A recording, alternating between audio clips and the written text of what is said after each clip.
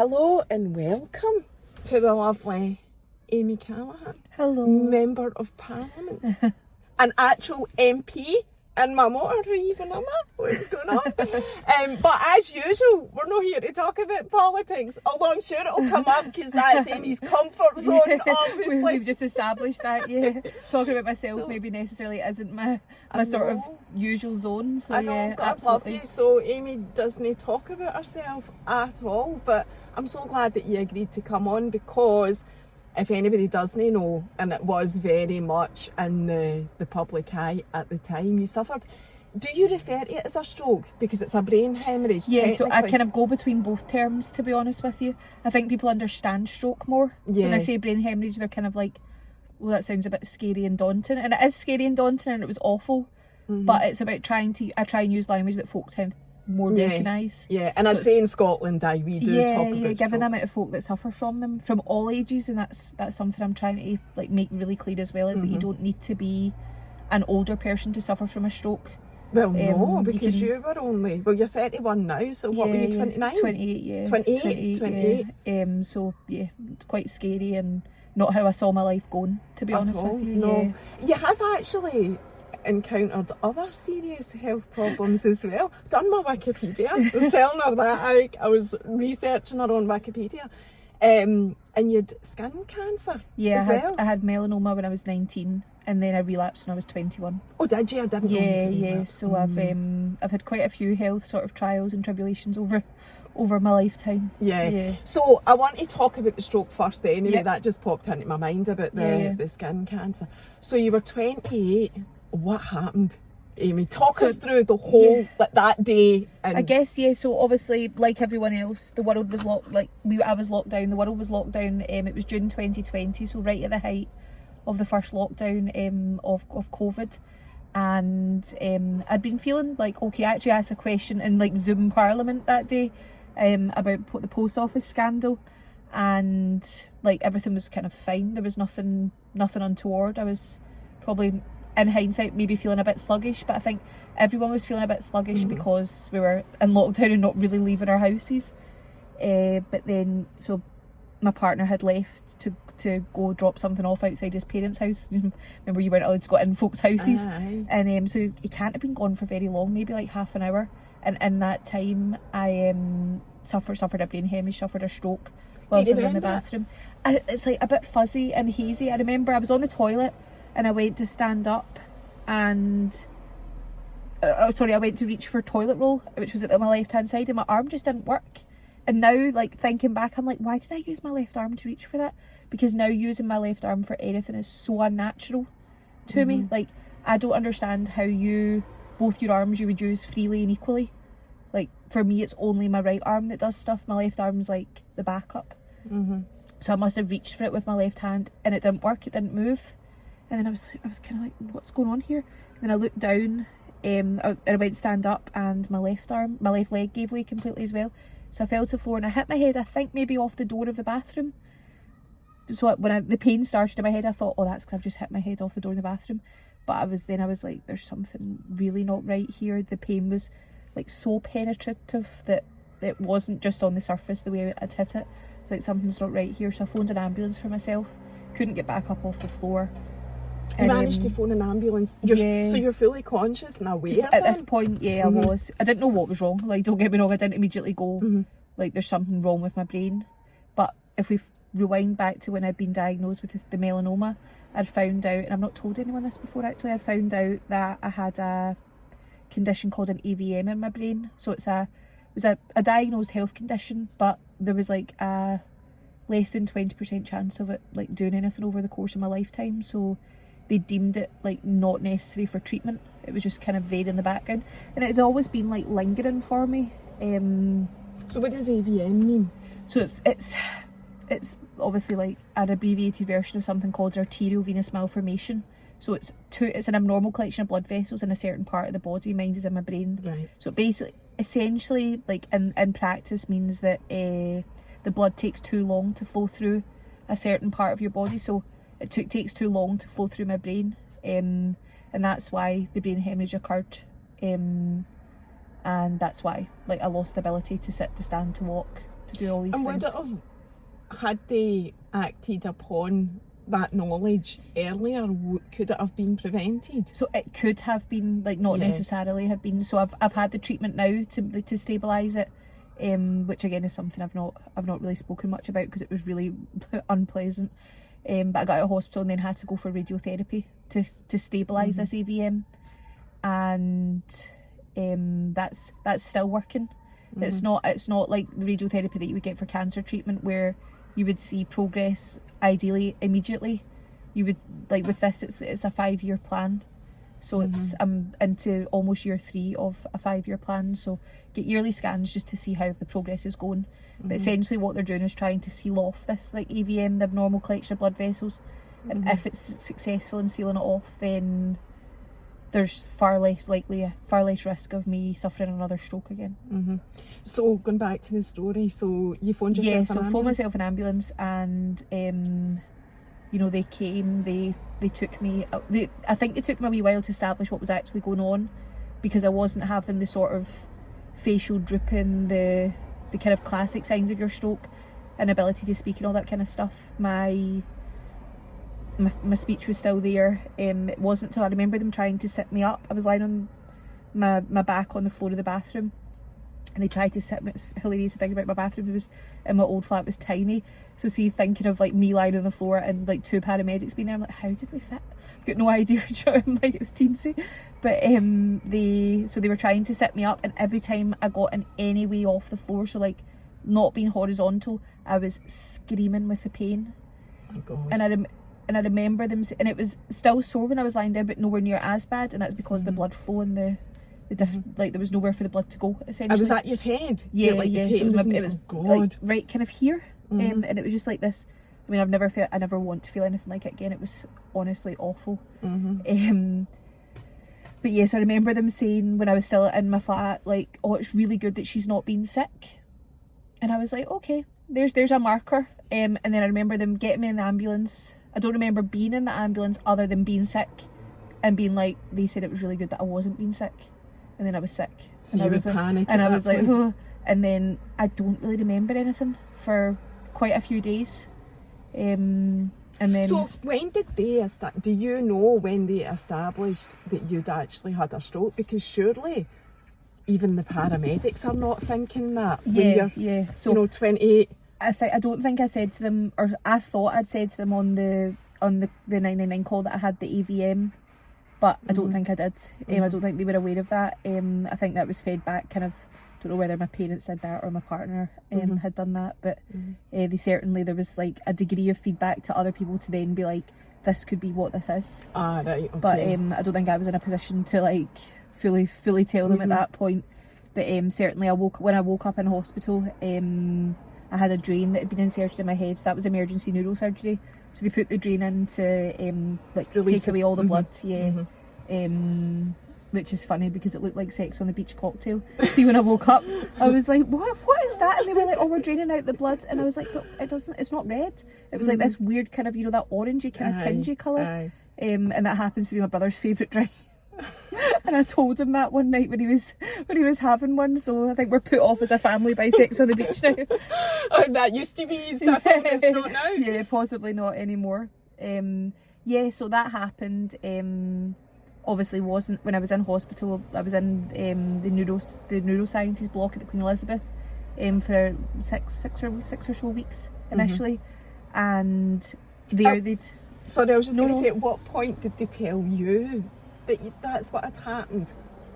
So I think they had to tell me quite a few times, because I felt like, I think every day or every time I woke up, because I was sleeping quite a lot, I then tried to move and I couldn't, and then I re-traumatized myself by being like, what's happening here? And then they had to tell me again, you know, this is what's happened. Like, I was basically stuck. Like, they had to like adjust my position for me. I couldn't even move at all. Couldn't move in the bed. I obviously could move my right hand side freely, but I couldn't process why I couldn't move my left hand side. Yeah, and they work together. They do. So you're like, having to learn without even knowing that you're having to move your body solely be feeling on the right hand side. I had to, which is alien. Essentially entirely reprogram my brain to understand that only one side of my body worked.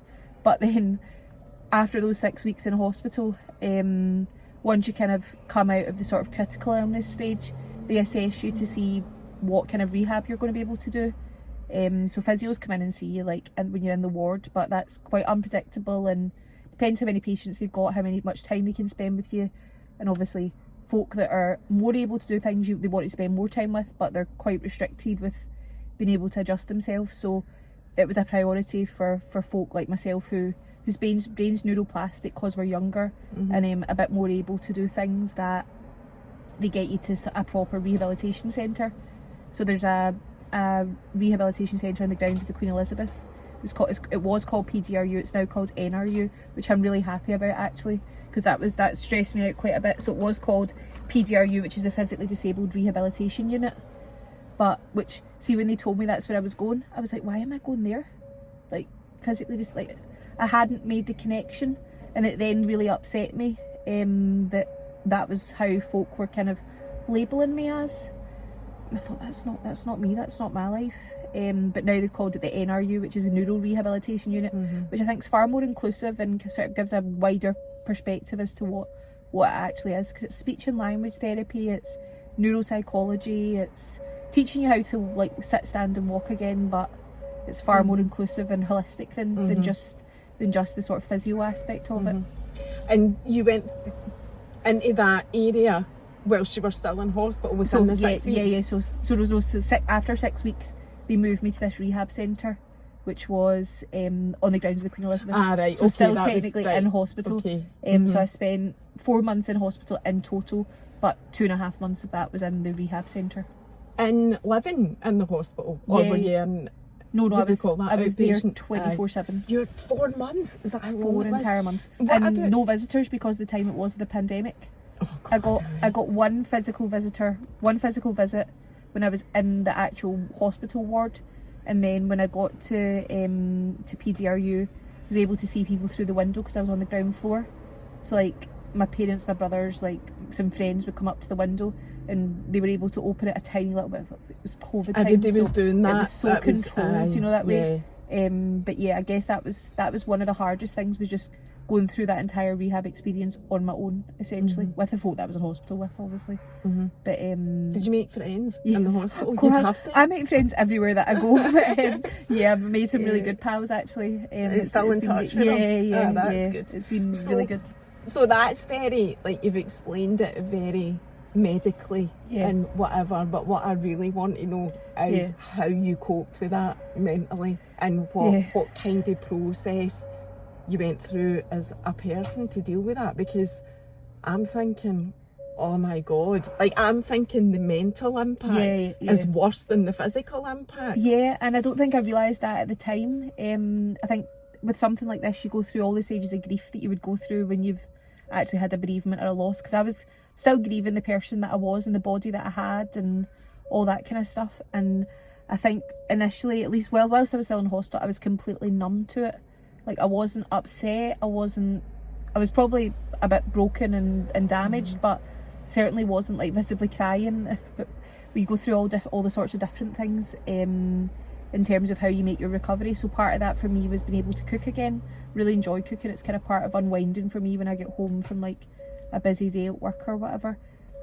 So the occupational therapists were like, what do you want to cook? What will we make? Do you want to sit and make a cup of tea? I'm like, don't drink tea. They were like, do you want to make a coffee? I'm like, I love a coffee when I'm out. I don't really make one at home. They're like, Amy, what do you want to make? So I was like, love a boiled egg. See if I could just make a boiled egg and know I could still do something for myself. I'd be really happy. So we're into the wee tiny OT kitchen in the rehab unit, and made a boiled egg. Got it all see, try to peel a boiled egg with one hand. Can't even explain how challenging it is. It's not a very pleasant thing to do at the best of times. But peeled the boiled egg, got there, and then went to put it in the cup and dropped the boiled egg on the floor. And that was just, the floodgates opened. That boiled egg wasn't a boiled egg to me. It was the epitome of the picture of everything that I'd lost and everything that I couldn't do. And yeah, that was just... You broke down. Just completely, that was me done. I was just... So how long was that from the accident then? So that was probably Oh, that was The maybe, accident's not the the- would you call it incident? Aye. Maybe like 2 weeks before I went home. So you're probably talking, probably like three and a bit months. Yeah, just felt I'd probably cried like bits and bobs, but never like a proper full blown like I am so done here. Like that just to me was just like I can't even make a boiled egg. Like how am I going to pick myself up? How am I going to get back to Parliament? How am I going to go out with my pals? Like how am I going to do all these different things if I can't make a boiled egg? Something that was second nature to me. So that was really, really hard. But you need to with something like what I've went through, and I saw obviously all different types of people come into the rehab unit that I was in. I saw like some of my pals like Andy and Stacey who found strength and determination and resilience within themselves the same way that I did to keep on going, because you've got lots to live for, you've got so much to get better for. But then I saw other people who came in and just didn't have that kind of personality, that just gave up and they will never get better because they never found that, you know, that inner strength and determination, and they just kind of succumbed to what they found really, really hard. And I suppose that's like so much in life.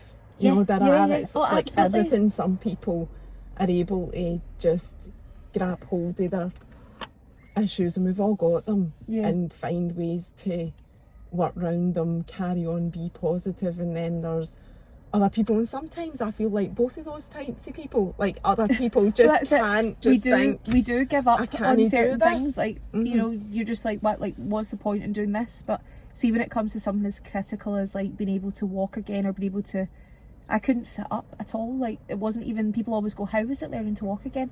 Learning to sit up was horrendous. Like can't even explain how difficult that was. Took every that was my Everest, was trying to be able to sit up again, you know, that way. And you weren't even walking and by then. Like that was the first thing they tried to get me to do, was to be able to sit up, because you need to be able to go to the toilet and all that. Do you know what I mean? You need to be able to figure out a way to rebalance yourself and find the middle, essentially.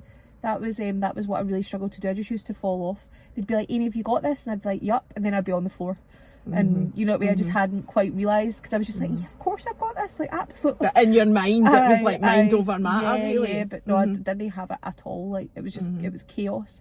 So see the rehabilitation, the physical, take a drink of your coffee. Did you get like mental support? Because like you've said, we're in COVID times at this point, and obviously even probably the physical rehab part of your recovery would have been not the way it used to be, because staff and blah blah blah, everything to do with COVID at that time. How did they like manage your rehab, especially the mental side as well? Because I'm thinking the physical would have been first. The physical definitely does come first, but the physios that are there, like basically every session was almost like a mini therapy session as well, because they know what you're going through. They've seen this. They do the same sort of structure and pattern with every patient that they have coming in. They'll be like, these are the critical issues that we need to help fix for them, like in terms of their physicality. But I think they're very, very conscious that, you know, this is probably the biggest trauma you're ever going to go through in your life. So they would always chat you through different things, and how are you doing today? And they were struggling as well. Everyone was like in the midst of a global pandemic. That's what I mean. No really understanding. So we would have conversations, because they knew what was going on outside. I was kind of a wee bit like out of touch with that, because I hadn't been outside for so long. So as much as I could watch like the former First Minister's like daily briefings and see what the COVID levels were at, like what does that actually feel like in reality? Because when you're in a sort of controlled environment like a hospital, like I was, just feels really different. But yeah, we certainly had like some real like therapy sort of sessions amidst like trying to figure out how to stand again. And then that's when it's really helpful to make pals when you're in a hospital, because we got each other through it. Like dark humour was what got me through it. Like just making a joke, like we would use songs like I'm Still Standing, Elton John, when we couldn't stand at all. But you know, that's it, just kind of finding that from within you. And I think that's quite a Glaswegian thing probably. Is just to see the humour. I don't think everyone gets it, but that's my personality. That's my kind of sense of humour. Especially mental health. I mean, I relate to that. Lots of us who struggle with any type of mental health, humour's a massive, like it's a bit of a mask. as is, well. it's It's just kind of a it kind coping of shields mechanism. you from Yeah. the reality of like what you're actually going through. I know, it's definitely a well-known thing, Yeah, especially like, in Scotland. Dark humour, trash TV and music was what got me through, Oh, to be right. honest with you. And was there a turning point? Was there a point where you thought, where you went from, oh my God, I can't do this, to I have to do this? I think seeing myself getting better, like as I was making progress, like I said, folk were coming to the window, and when they were seeing little bits of progress in me, I remember my mum and dad had came to the window one day, and I managed to walk. The nurses had set me up with a Zimmer frame, and I managed to take a couple of steps, like so they could see, because no one was seeing my progress. Like as far as they were aware, I was still stuck in a wheelchair, because that's how I was presenting when they came to the window to see me. So I think them getting to see like little bits of my progress was like definitely like a big turning point for And me. them encouraging your poor mum and dad must have been Oh, it was awful, absolutely yeah. worried It was, sick. yeah. It was really, really difficult. And for such a long time, they were only able to get updates about me by phoning like the ward to find out how I was. But then obviously as I started to get better and I was able to communicate with them like myself without someone else like setting up the phone or whatever for me, then it became a lot better. So that was definitely something. But for me, the actual like pivotal moment where I was like, I am going to prove you wrong, was when I was told that I wouldn't ever make it back to work again. And I was like, just you watch. Like, I am going to prove you wrong. Like, don't. And there's two different kind of patients in that sense, where which is something I'm really passionate about trying to kind of rectify, is that some folk will just believe what health professionals tell them, and other patients will be like, I will see what you're saying and I will raise you, which is the kind of patient that I am. I've always kind of challenged things that I've been told and been like, well, that's your kind of norm, that's like a one size fits all kind of best fit model. I want to challenge that, turn that on its head, and prove to you that there's certain folk that can overcome no matter what's thrown at them. So that was me. I was like, see, when I walk through those doors of Parliament, I'm going to prove to you like how I can handle this, how I can do this, how I can stand up for my constituents. And Why did they think? What was the reasoning behind them thinking that you would never be able to work again? I think so, for like with a bit of hindsight, I think they were like, it's when you've got a brain injury, which is what I'm a brain injury survivor now. The best thing for you is a controlled environment, like maybe like an office job, but where you can work from home if you're having a bad day. Like, you can mitigate things, you can take a rest if you need to take a rest, you can eat, drink, sleep whenever you need to, that kind of thing. It needs to be very like controlled and structured. And they were like, your job is chaotic. And I was like, well, yes, it is, but you need to find a way to like impose a bit of structure on yourself, don't you? That's it. Like, I will I think the nature of having to go all the way to London every week for work when you're like leaving barely. I mean, I was able to walk, but it was a real struggle when I first left. It was like a gentle walk round a park absolutely knackered me, whereas now, like in Parliament, you need to march up and down the corridors. Like, everything's really far away. It's such a vast estate. So I think the reality of like, I think they were just trying to be realistic for me. Yeah, the pressure really as well of a job like that. It's the weight of the world's on your shoulders, essentially. I don't think it comes much more pressure, really. You've got a lot of folk to answer to, but for me, it was a challenge to rise to. It was, you know, I've got a lot of people who depend on me. I've got a lot of folk who I want to help. I really genuinely do. I got into politics to help people. I'm not giving up on this. This is the chance of a lifetime for me. Why would I not grab the bull by the horns and make sure my job is what helps me get better? So that's what I've done, essentially. So your job's actually part of your recovery and therapy? Oh, absolutely, yeah. And for quite a while I was quite frustrated about that, because the Westminster's Westminster. It's not going to change. It doesn't really adapt. It's been the same since the 1500s. It's not a workplace that kind of makes reasonable adjustments for folk. And I've made the kind of stark contrast to the Scottish Parliament, that's got remote voting, that's got abilities for people to kind of do things at a distance. You can join committees virtually, that kind of thing. You can't do that in Westminster. Everything is, you have to be there. You have to be present for every vote. You have to do this, that, and the next thing. You need to be on the parliamentary estate at all times if you want to, you know, do your job as an MP. So I was just like, why are they not, like, I'm lying in a hospital bed, why are they not understanding that I can't vote? Really important votes were happening when I was in hospital, and I was just like, this is what I'm focusing on, the fact that I'm not in Parliament instead of on the your fact recovery? that, on the recovery. And people kept saying, you like, the physios were like, you have to put yourself first, Amy.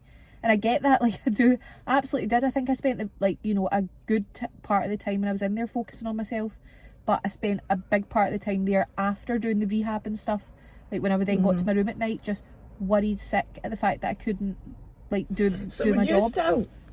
You were still throughout that whole time. I mean, I know COVID probably helped the situation, but you were still the Member of Parliament for Eastern Bartonshire when you were in hospital, and that remained the case. So my team stepped up a huge amount and like picked up all the constituency casework, like folk who can't pay their heating bills and all that kind of stuff, can't get their benefits.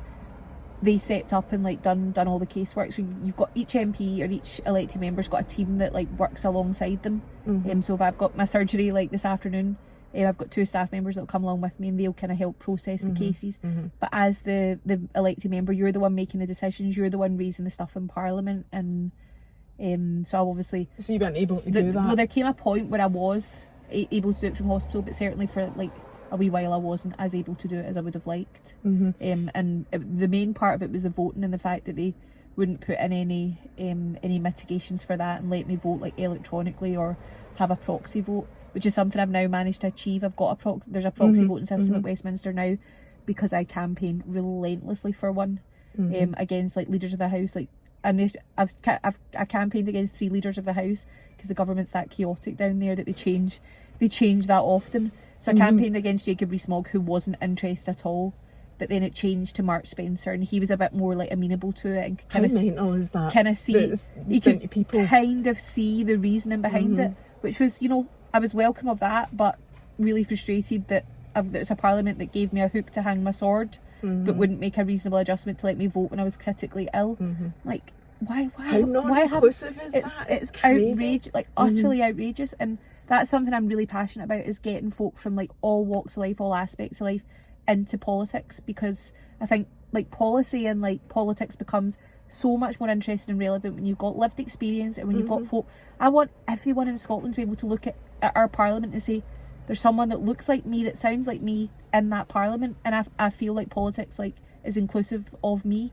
And that's like, as a young woman, as a young woman, as someone now living with a disability, someone who's lived with like various health conditions, I think I can help make policy like that a bit more interesting, and that folk can relate to it a bit more. Do you know what I mean? Like you're saying, no, I get it. You're saying like you're not, but mental health stuff is all political. I know, Rosa, I've had this lecture off of Rosa. All the decisions that are made by other people affect your life. So that's what I want to do, is to make sure politics is that bit more relatable, so that maybe in 15, 20 years time you've not got someone being like, I don't do politics, because you do. Like everyone does it. I know. You just maybe don't discuss it at the dinner table because it seems a bit like not okay. But you actually do, even inadvertently. I know that. Yeah, you absolutely do. So I get that. Right, so we've managed to digress right into politics. I'm just going to pull you right back.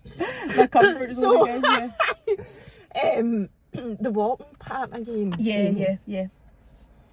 How long did that take? What was that like? It was exhausting. Are you fine now? I know you've got your stick. So I still walk with a stick. I still walk with my stick. Aim is to get rid of that. It helps. So it's not so much now about like needing it to take physical steps, because I walk in my house without my stick. It's more just to help me understand where I am in the world, get quite disorientated, so it's like a grounding point. Yeah. You're quite spiritual. I wouldn't say particularly, but it maybe does kind of feed into something like that, maybe. Talking about grounding is quite a spiritual thing. Maybe you don't. Maybe you've just hit on something. We do pray in Parliament every day, so you do not. Yeah. Do you? Yeah. In Westminster, they pray. Something I didn't. I did not know something that. I didn't know. Never met more folk that need praying for, to be fair. but we are going to come back to Westminster just because I'm nosy. Yeah. That's the only reason we're going to come back. We say prayers at the start of every single day. My God, I didn't know that. It's so like the first time I walked in, I was like, what is going on here? So like a bishop comes in and does like prayers with Parliament before the cameras turn on every day. And what kind of prayer is it? So they say that Our Father, then they say another one that's like specific for like politicians, essentially, or elected members. It's all about how you shouldn't work in your own self-interest,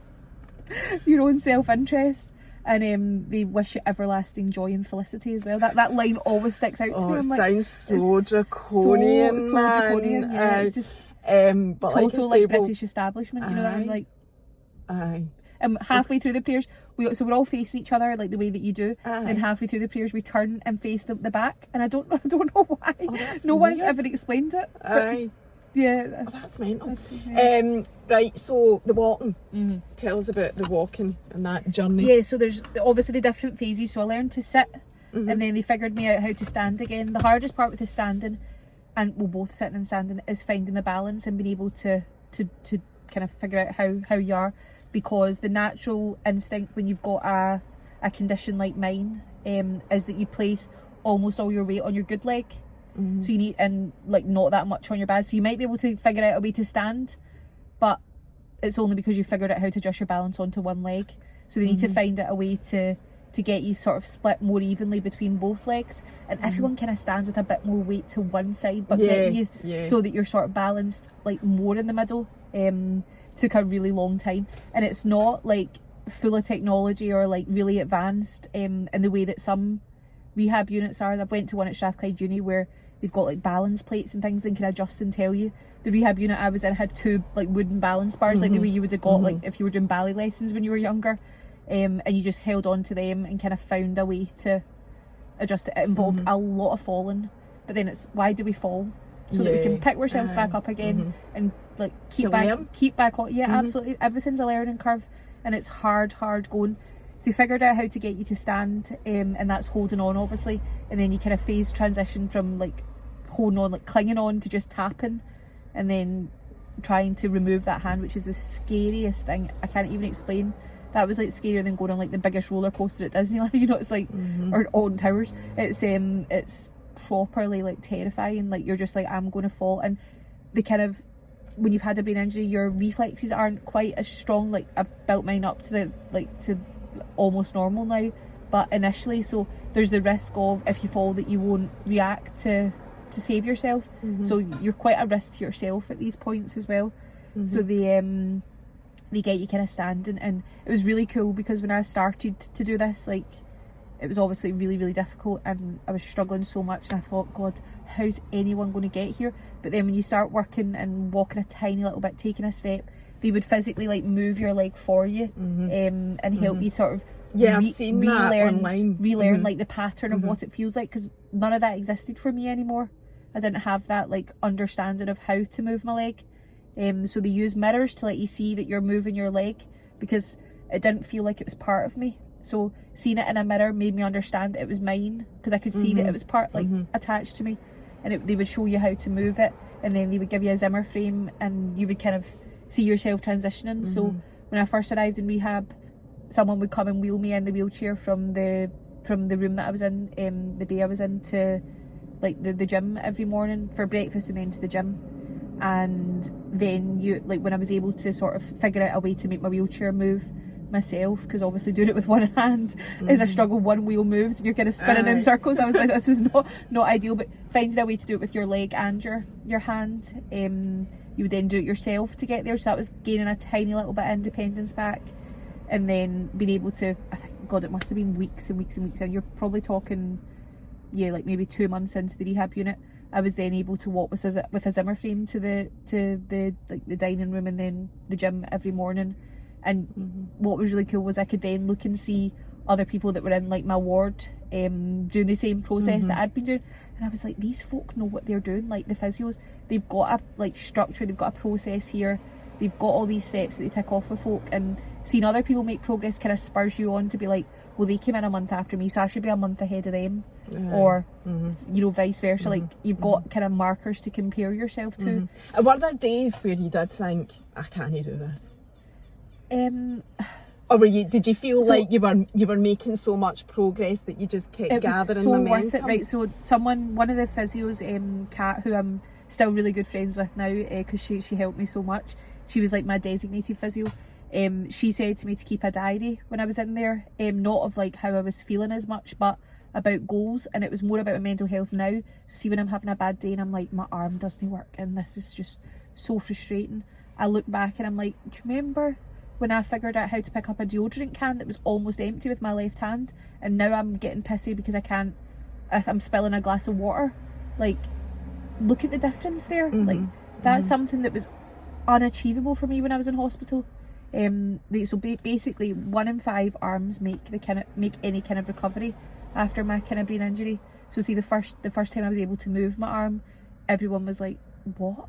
Like, how's she able to move her? Like, you know, it wasn't, there was the kind of moments of celebration. There was a nurse, Emma, who was with me for a while when it was happening. I was able to move my arm. I was just lying on the bed and I was able to move it a couple inches or something, and she videoed it for me so we could send it to folk. But then they didn't really know what to do with me, because it was kind of largely expected that my arm wouldn't make a recovery. So it was trying to figure out, like, what's the best course of action here? How do we get her arm to start working fully again? Because obviously a tiny little bit of movement's great, but you want to kind of come back to a fuller degree of movement. So they never obviously told me until it started to move, 1 in 5 arms make that kind of recovery. And I was like, thank God you're telling me that now, because if you told me that statistic, knowing me, I would probably been like, well, just you wait, I'm going to be that 1 in 5, or I'm going to lift that statistic up for you. But they were all a bit like, what do we do here? Like, how do we make this arm better? Because it just doesn't really happen. So yeah. So what is the situation with your arm? So we know that you're walking with your stick, walking. and you're still working towards. Yeah, the absolute goal is to get rid of the stick. And is that achievable in terms of the statistics?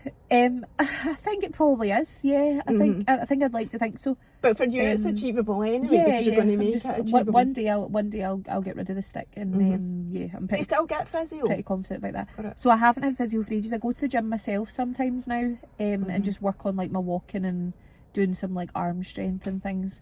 But I've got a physio assessment a week on Monday actually, with a new kind of company that I'd found. So I've exhausted all the NHS rehab, so I've decided to like reach out to a business, a physio business locally. Actually, they're based in Bearsden, to see if they think it's realistic for me to make more of a recovery. Yeah. So the arm, sorry, I never let you answer that. The arm, it's a bit complicated in the sense that after a brain injury like mine, you can end up with a condition that's called tone. So everyone's got like a degree of muscle tone. It's what allows you to like grip things and stuff, but mine's is too high.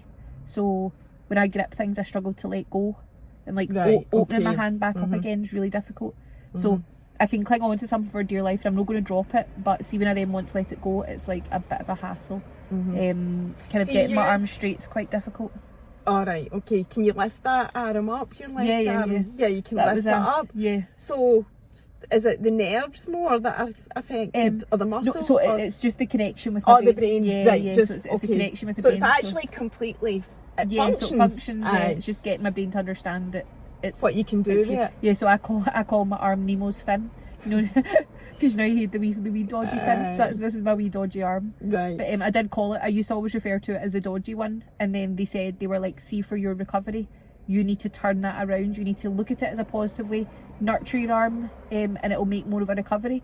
And I thought, do you know, that's really interesting. That's not something I thought of. Guess it's just being a bit kinder to it. So now it's Nemo's fin, because Nemo valued that fin. So and I value this arm, but I just. But also, none of us are perfect. No, exactly. You know yeah. I mean? So it's finding a way to like just be like, yes, this arm's a bit dodgy. It doesn't work fully, but it's still going to work. It still does lots for you. It fulfills a purpose. Yeah. So how do you manage now? You use your stick on your left arm. I was just saying that. So I use it on my right arm. Oh, do you? Yeah, oh, right. yeah. Okay. Okay. So right, yeah, so, I don't think I could like balance. You couldn't use it. Yeah, for I don't that. think I could balance myself on my left arm with my stick. But so how do you cope and manage now? Are you completely independent, back living in your flat and whatever? Do you manage normal life? So the idea was to get back to London and to Parliament, and to do that I needed had to bring it back to politics. I needed a degree of independence. So when I first went back, like physically last year, I was always travelling with someone, because I didn't feel confident enough to do the sort of 4.5 hour train journey or the hour's flight to get there by myself. And then when I got there, I needed someone to like help hang up my clothes, obviously travelling with a suitcase, and that take the suitcase for me. But now I do it by myself, yeah. Right, so you don't have anything to go. Fully functional. So in when that sense. did you? So you are now living independently, completely. I guess the one thing, like opening jars. See, when I'm trying to cook, I'm like, but then everyone struggles with that kind of thing. Yeah. So sometimes I'm like, would I have been able to do this before? I'm not actually sure I would have. So it's really easy when you've like been through something that I've been through any kind of trauma, that you look back on your life before it with rose-tinted glasses and everything was great and perfect and you were smashing. But the reality is, things have been a struggle before and they will continue to be a struggle now. So it's just, it's looking at it. I've kind of always wanted to get to a point where like life with a disability is a bit harder, but it's not worse than my life before. So I want to think of life now as being tiny bit harder but not worse. Just different. Different version of life. So the incident happened in June. When was it you went back to work? So I was kind of doing little bits and bobs of work when I was in hospital, which I quite enjoyed. I needed to keep my brain ticking somehow. The two of my pals that I met were constituents of mine, and both were obviously going through quite a lot. So I was like, I'll help you with this, I'll help. And they were like, what? But, you know, it's that kind of thing, and obviously trying to kind of stay attuned to what was going on, but found that quite hard because politics changes every day, so every hour of every day. So I was finding it quite hard to keep completely like on top of like the political kind of landscape at the time. But yeah, I went back to work like pretty much as soon as I got out, in terms of like joining for like questions and things, which I found really helpful. So when was that? The October? So yeah, I got out of the October, yeah. And you were down to London in the October? No, doing like stuff online. So because it was virtual Parliament at that point, because we're still right in that was just before like everything kind of kicked up. When I first got out of hospital, I was able to go out I think I went out for a meal and a coffee, and because we were kind of at that point where like we weren't in complete lockdown, but then we went back into lockdown. That's remember? right, for Christmas. So that was kind of getting me like used to going out and things, because when you've got a brain injury, it's sensory overload. So when I went out for the coffee, I remember it so clearly because I was so stressed by it. Like it was quite an open space, and like where the kind of coffee bar was, the coffee machine was on top of it, and it was all I could focus on the whole time that I was there.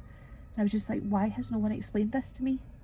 Like, explain that, like, if I'm sitting here having a conversation with you, like, I'm conscious of the kids like playing in the playground out there now, but I can focus on what you're saying. Whereas if we'd like rewound to sort of 3 years ago, I would have been totally distracted by the kids over there, and I wouldn't have been able to focus on what we were saying at all. So I had to kind of build all that stuff up, and I knew the milestones I had to reach before I could go back to Parliament physically. I had to be able to walk and talk at the same time, because and you couldn't do that. I couldn't do that. My brain couldn't multitask, could only focus on one thing at once. But I was able to stand and talk, which the first time I was able to stand when I got out of hospital, I stood up one day from bed, and I reached and picked up a glass of water at the side of my bed, and I thought, like, I took a drink of it, didn't even think anything, and then I was like, did I just do that?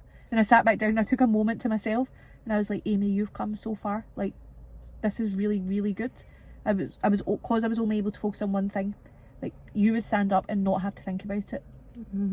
I use less of my brain to think about it now, but when I first stood up, I had to use, I would say, probably 95 to 100% of my like thinking power on just standing up. Couldn't even like, so if someone spoke to me, I would then be like, oh, my muscles are like disappearing, because my brain had to concentrate solely on this task.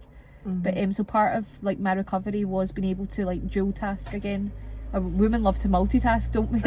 But I had to figure out how to dual task. Now I think I'm a bit better at multitasking, which is good. But trying to figure all that stuff out was really hard. So I had specific goals. Rehab's very goal orientated, which I love. I love having something to fulfill, something to tick off. Like every day I have a to-do list, and I like to tick it off, and that's for work, for personal stuff, for rehab goals. It's a bit of everything. But in rehab it was very much like, what do you want to achieve by the end of this week? And it was like boom, boom, boom, tick it off. You've got goals to meet. That's how I work. I focus. Some people crumble and they don't thrive under that environment, but that for me is really exhilarating. It's the whole thing about finding what works for you and goals work for you. That's it's just whatever. I quite like a wee goal as well, but I think in your situation, I think that's been really, it is, because you've just said it, conducive to your absolutely. Your it had to be. Absolutely. So when did you go back to? So I went back to Parliament physically last February. So how long? So that's what? Is that nearly under 2 years later? Yeah. Which was really, really hard. I didn't anticipate how hard it was going to be. I think I probably went back a little bit too early, but I was determined to go back when I did. I done a rehab programme with Strathclyde University last spring, and it helped me so much. Like, I can't even explain the difference it made in terms of me achieving my independence. They helped me improve my walking speed, which is what I needed for down there, because you don't have very long you can't go slow in London. Yeah, you don't have time to go between places. So I had to improve my walking speed. They helped me with my grip strength for my left hand, which is how I managed to be. So wearing sports bras from when I got out of hospital, and sports bras don't really go that well under like your nice work tops. So I was like, I'm going to need to figure out a way how to get my bra on myself. So they helped me with my grip strength, and I figured out how to do my bra myself from that. Wasn't like we were sat practicing how to put a bra on, but when you figure out the actual ability within yourself, like the the grip and release. God, that's so powerful actually, It's all that, Amy, yeah. because like the sports bra, we all women can relate to that as soon as you say it, the mono boob. And it just is me. It just is like me. the I least look for a attractive- blouse It's like or the a least shirt. attractive, like your grand under a t-shirt. So I didn't even like realise that it was going to be something that I was going to have to like fix, because it was Zoom Parliament, so I was putting on like a nice work top, but you're just sat there I was using the same big armchair every day, so the mono boob wasn't really a thing, 'cause people were only seeing sort of from here upwards anyway. But then when I was you're like, aware I'm of going it, back to Parliament, I didn't look like myself, so I'd had my hair all shaved off, so I was feeling really, really rubbish about myself and how I looked. So I was like, I need to try and make tiny little improvements for things I can control, and one of them for me was being able to get brown and have a top look nice and like flush and not the way I want it was looking with a sports bra. No, I totally get It's all that. And those- it's so powerful. Yeah. And then another, so I wear a splint every day to be able to walk. And people always say, oh, it's such a good feeling when you come home at the end of the day and you take your bra off. That for me is taking my splint off. See the relief I get at the end of every day when I can take that off. It's just amazing. I'm like, bra what? Like, that's the big thing. Yeah, just wait. Can you walk around your flat with the splint off? Yeah. So walking barefoot is probably how I would love to walk barefoot everywhere. See if it was socially acceptable. That's probably my favourite way. I suffer from a condition called drop foot. So basically, I don't have it's not easy for me to like lift the front of my foot, like my toes. So sometimes I don't clear them. So I'm risk of falls if I don't have my splint on, because I would kind of trip over my own foot essentially, which is like the least glamorous thing. I can't say that wouldn't have happened before, to be honest with you. I've always been slightly clumsy, but yes, it's obviously like a much more prevalent risk now that I can sort of trip over myself and cause myself injury. But like walking barefoot, like I feel easier because I've got a bit more grip with your foot, as opposed to like wearing socks is just a bit of a disaster for me, because I slip about all over the place. But certainly wearing like the trainers with a good grip on them and the splint like helps me clear my foot, so I'm less likely to fall over, although it does still happen. Yeah, but we all do. Yeah, we all exactly. fall We're all a over. bit rubbish. You mentioned about your hair being shaved. Was that just for draining off the blood and whatever you were talking about? Yeah. You weren't actually operated on So it.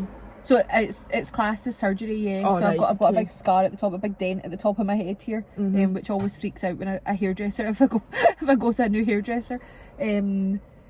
But yeah, so basically when I woke up, they'd shaved off half my head, so it was just this half, the left hand side of my head was all completely shaved off, and this side was still as long as it was.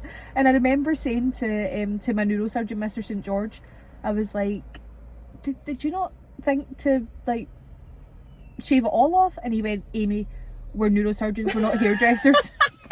I was like, fair enough. You want that side shaved, but then you I shave it I yourself. thought like maybe after the surgery, after your life is saved, they would maybe be like, oh, maybe we should just even this up a wee bit. But no, they didn't think that. So I spent I think it was 3 weeks before I actually made it home. I got out from hospital for a weekend, which was the biggest deal ever, like because of COVID. It was all like, you cannot come back into the rehab unit until you have had a clear COVID test. So I got isolated in a separate wee bay. I missed a day's rehab, but for my mental health I needed to go home for a weekend. So I was like, I'm sacrificing a day's rehab to go home. And whilst I was home, my mum shaved the other half of my head for me, which was like, Oh, God love her. That I must have know. been so emotional for your mum as well. it was quite the moment, God love her. So she my mum's She did that. an amazing person, but she turned it, her name's Sandra, and we made it Sandy's Salon. So she was cutting my dad's hair during the pandemic for him, so we basically just like made it an extension of that. So she had like a set of clippers, So she shaved it all off for me. You must have been desperate to get home by the time you get out as well. I can't even I think, like, so with a bit of hindsight, like when I go back to PDRU now, they are like, see if it not been the pandemic, like folk have their families in with them all the time. They go out to Bray Heads, like you can go out for your tea with people. Like it's such a different experience, like to what we had when we were there. It's it was really, really difficult, I think. And trying to build up again to being around people was really hard as well. Like when I went back to mum and dad's house because theirs was a bit more accessible for me. Although my flat was on the ground floor, the shower was quite a step up in various different bits and bobs. So I went back to their house for a few weeks after I got out of hospital, and see, just being around people, like my mum and dad, and my brother still lives at home as well. I was just like, this is really full on, like really full on. There's just constant chatter and like people being present, you know. I was like, I'm exhausted, like kind of coming back to what it would have been like when I was growing up, I guess, being in the house with that many people. Having to get used to that again, all this constant like, noise this and hustle and bustle. Yeah, this is exhausting. I was just very like attuned to it. So going back to London, because I do want to ask you about that before we finish. So I know London, I've flew in and out of London myself for work reasons, but I've also visited. I love London. I love being a tourist in London. I know how fast paced it is, and getting the tube and even being on an escalator is like, if you're not going at the right speed, I know, that's it. You know, it's horrific. That was a milestone actually, was doing escalators. So the very first escalator I done was, you know, in Escape, it's not called Escape anymore, over by Bray Heads. You know what you mean. And is it not Into? Into, that's it, yeah. So I went there with some friends to go to cinema, and they were like, they just automatically went to escalator, and I was like, I've not done this yet. And then we made it a thing, and like we went on the escalator together, and I figured out how to do it. And then the hotel that I was staying in London all of last year had escalators. They had lifts as well, obviously, but became a bit of a goal for me to try and do the escalator. Every night when I got home, I would go up it, and every morning I would obviously come down, and became a bit of a thing, just try to work like everyday stuff into it. Still very slow in an escalator. I don't think I would do it if it was busy, but if there's a bit of a clear space, I'm always like, I'm going to give that escalator a right good go here, and try it out. But so you do. So when you're going to London, do you use Hackneys are cheapish. They're not as cheap as public transport, but they're not as expensive. Taxis aren't as expensive down there as they are up here. Do you usually use a taxi to get around safely? Yeah, so I would either get the train or a flight down, just depending on like the timings and what I've got on each week. And then I'll get a taxi from either the airport or the train station to get to either my flat or Parliament, depending on Have you got a flat down there?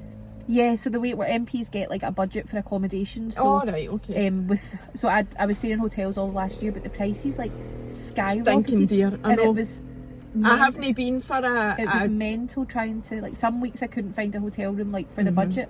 So I was just like, this isn't worth it anymore. It's actually more like cost effective to get a flat, which is wild. I know, like, it is. Thought that would have been the case, I was just going to say, so the last time I did a tourist visit to London was probably around that time that you get out of hospital, about October. When everything opened up, 2020, when you're allowed to, and that's the last time. And I've looked at it every year since, and the prices of those, you can go abroad for a fortnight for what they want for 4 nights. It's absolutely wild. So I totally relate to that. And especially seeing it comes around the time like Wimbledon and things like that, like they just shoot up even more. It's literally like a week abroad for like a couple of nights in London. Mental. So you're better off having... Yeah, so I found a flat just in April of this year, actually.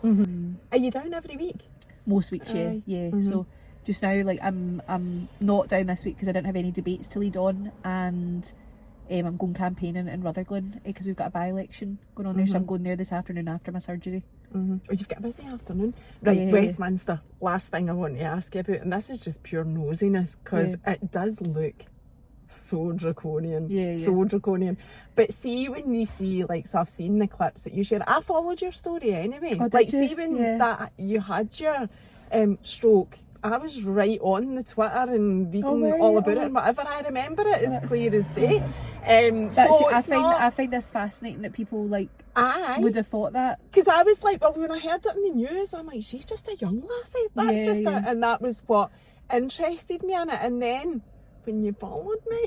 I remember at that day as well, it was Pride, Glasgow Pride, and I was like, oh my god, Amy Callahan's just followed me. So obviously I followed you right back, had you on my target list, and I was just waiting on the right time. I still can't get my head around this stuff. Like, I never went into politics to create a profile for myself.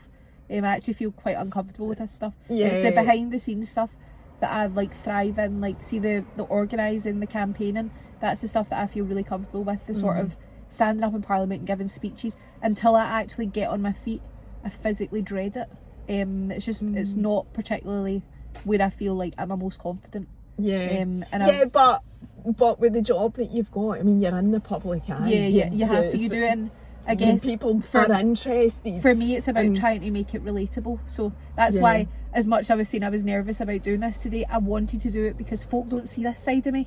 No, it's like they see you standing up in Parliament wearing a suit, but I think it's really important. That's why I visit schools all the time, is to be like, this is me. Like, I watch the same like shite TV that you do. Do you know what I mean? Like, no, I do get it. I know, and it's that whole relatability. That gets you people on board, that gets you support, gets you votes. At the end of the day, that's what it comes down to. People will vote for whoever they like. That's it. It doesn't actually really matter about it's politics. Making folk understand that, like, you're just a normal person. Like, I went into school just over there St Ninians actually, and a boy was like, what would your normal order from Greggs be? And then he went, actually, you probably don't go to Greggs because you're a politician. And I was like, no, you're for Clydebank. Of course you go to Greggs. Obviously I go to Greggs. You can take the way in the scheme. I was like, where else am I going to go? Like, and he was like, well, you can't have a sausage roll, and there's no vegan sausage rolls either. I was like, oh, you are sassy. What is your order at Greggs? Well, obviously I would have had a sausage roll. So I was then like, well, what else am I going to get? So yeah, I would probably have gone for like a steak bake or something. I think but then I was like, sweet or savoury? And I was like, well, if I went sweet, I would like, there's kind of any number of things I would choose, but I'm right partial to a wee pineapple cake. Bloody love one, right? And he was like so judgmental of that. He was like, what do you mean a pineapple cake? Everyone else gets a yum yum. I was like, fair enough. That's right, yum yums are the best selling thing in the whole of Greggs. I was like, I don't follow the crowd, mate. Like, jeez. I know, I was like, God, I didn't think I would get judged on that. Like, judge me on my policies, not my Greggs order. But see, talking about the Westminster thing, sorry to jump back to that when you're talking about Greggs. When you see the likes of you or Mary Black, that's another one where you see you or Mary talking in the House of Commons. It is so, what is the word? It's just no use to what we're seeing. It's usually it's breaking molds, it's breaking barriers, it's letting folks see that, like, that's the point of this, is to be like, you can achieve this, you can do it. I don't know why they want to, but you can't, like, anyone can make it to the House of Commons, anyone can make it to the Scottish Parliament. It's about it comes across like that. I do a lot of work with an organisation called Elect Her, which encourages women and provides grants for women to stand for elected office. I think that's so important, like, to encourage anyone and everyone from all parties and none to stand for politics, because it's something that we need to see more folk from, like, different backgrounds and different representations. From normal just backgrounds. And the working class folk and Parliament. that's the majority of the population. That's the biggest demographic. Exactly, but it's your folk that went to Eton and Oxford that make the headlines and that are, you know, regularly becoming Prime Minister. That's what's so good about folk like Nicola Sturgeon, folk like Humza Yousaf, like normal people, normal everyday people who just, like, can show people that you can achieve anything you want to if you put your mind to it. You can become, like, hold the highest office in the land if that's what you want, if that's what you want to achieve, you can do it. What is it, right, final thing, what is it really like with all those stuffy nosed probably worse than you worse than we even probably think. Worse than you even think. It's just the kind of ingrained exceptionalism that they have that I find fascinating. Like, not all Tories are the way that they appear. Like, there are some, like, decent folk on the other side of our benches, but vast majority of them are the kind of, like, Eton types that just have this ingrained exceptionalism where they'll come right up to you and start chatting just as if you know exactly who they are, and I'm like, no clue who you are. You only know that they're a Tory because of how they kind of hold themselves and how they speak, because they've got a certain air about them, especially ones that are down in Westminster. And it's just a bit, I'm like, I can't believe you just like walk into this conversation and don't go, oh, here, by the way, I'm John, or I'm Phyllis, or whatever. Like, they just come in and they just straight away assume that, you know, because they were a Secretary of State like 25 years ago. What? You don't. Do you know, I don't have a clue. I never, like, my intention wasn't to make it to Westminster, so I didn't, like in terms of before I stood, I didn't ever go, I'm going to be an MP. I always had the intention of being an MSP, a member of the Scottish Parliament. So I didn't do all the kind of swatting up to find out who the people I should kind of know who they are, and like the people. But why would you when it doesn't actually change anything? Exactly, like it's just. I will say that nothing happens in Westminster unless you work with folk from other parties if you're in opposition. So I'm working on a campaign just now to try and get the VAT removed from sunscreen, and if I didn't have like Conservatives on board with that, it wouldn't go anywhere. No, because I'm asking the government to do something. So if there's a wee bit of like rebellion within their party to support like a campaign, and I've found that wee bit of rebellion in a former health minister who had melanoma the same as me. So she I know get 3 MPs who have had melanoma supporting this campaign. So it's far more like common than what folk think. And I think that speaks from that like lived experience to make policy like more relevant that I'd spoken about earlier. But yeah, you need that kind of support from cross parties, and you sometimes just need to put politics aside and find that wee bit of commonality and be like, we found this tiny little niche, really probably unsexy issue that we can all sort of like unite around, but it is massive as well. It gets a lot of media attention. Absolutely massive. And the sunscreen is trending currently on TikTok, and we know how massive TikTok that's it, is. Like, and that's something I'm like so like passionate about.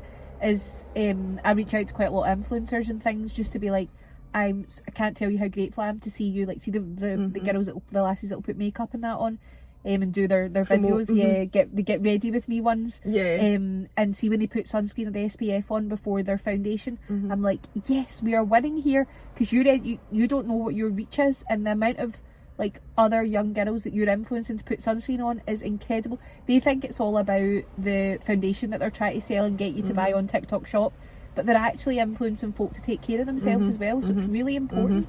No, there is a big campaign specifically aimed at the actual sunscreen itself, maybe for older.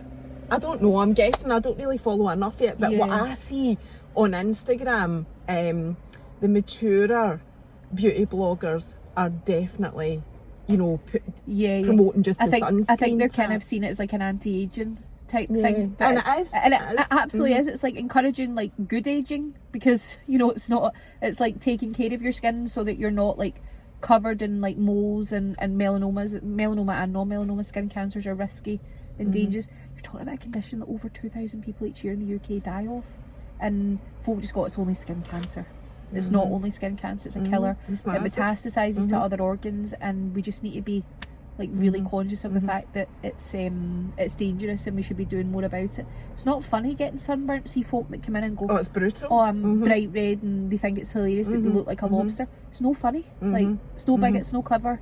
It's actually, they're doing themselves untold damage, and it's going to come like out like much later in life. I get raging if it happens to me by accident. And you've had your sunscreen on, you don't realise that you're burning and whatever. And, I mean, it's not happened for a very long time, but I get raging. That's the big risk when folk are more likely to get burnt here than they are like on holiday, because when you're on holiday you go to like Boots or whatever, Superdrug, and you get your sunscreen and you put it on pretty religiously because you're in the sun, or you perceive yourself as being in the sun. You're in the sun here. There's UV rays every day of the year, not just in the height of summer. So folk seem to be more likely to get burnt when they're actually at home. So that makes me really annoyed. Do you think you'll get that? Segued again. No, that's all right. I'm just about to wrap up anyway. Do you think you'll get that policy through? Do you think you'll get it through? Because it is expensive. Sunscreen as well. It's so expensive. You're talking about £7 or £8 a bottle for sunscreen, and too many people are like, oh, I can't afford that. Like that's and that is another issue. That's a good few days shopping for a lot of folk. Do you know what I mean? So it's like you can't really like expect people to pay for it when it's that expensive. So yes, I'm pretty determined that it's going to happen. But part of it is that, so when we saw the VAT removed from period products, the legislation. It was just a kind of amendment to the finance bill, which means that the VAT was removed, but it then wasn't mandated on like supermarkets like Sainsbury's that we're at just now to then remove that 20% from the price tag. So I've got a bill going through Parliament to make sure that that actually sees that happen. So the government would remove the VAT, but it would also mandate retailers and producers to see that reflective for consumers too. And that's what Australia done, that's what New Zealand done as well. So and it's been super effective over there. Like their instances of skin cancer, despite their weather, like plummeted when they started taking this stuff really seriously all those decades ago. So I think we need to try and do the same thing here. And I think when things come from a government, people take it that bit more seriously. You know, if the government's saying skin cancer is risky and it's dangerous and we're taking this seriously, you should protect your skin, we will make this cheaper and more affordable for you, then I think people will be like, oh, do you know what, like people from high places are telling us that we need to do this. That's how like hearts and minds are swayed over towards something. No, definitely, and everything, just about everything in life, well, everything that you need to buy comes down to price as to whether, you know, are you eating, as you say, that's the current situation, are you going to eat or are you going to buy sunscreen? And that's folk in Whitehall and folk in Westminster deciding what tax to put on certain goods. You know, that's the UK government saying just now that sunscreen is a luxury item and should have VAT applied to it. It's not a luxury item, it's an essential healthcare item. And we just need to be realising that decisions made in Westminster are ones that really impact on us, and it takes folk like myself and like Mary and like other people that are elected alongside me to be like, this isn't okay, we need to change things and we need to make it better. And that's what I see my job as being, is standing up for folk here and for folk right across Scotland, to be like, this is what matters and we need to change things. It's very commendable. Thank you. It is. I'm glad that you do it and know me. Anyway, thank you so much for your time. That's been brilliant. A great insight. Thoroughly enjoyed it. Thanks. You. Bye. Bye.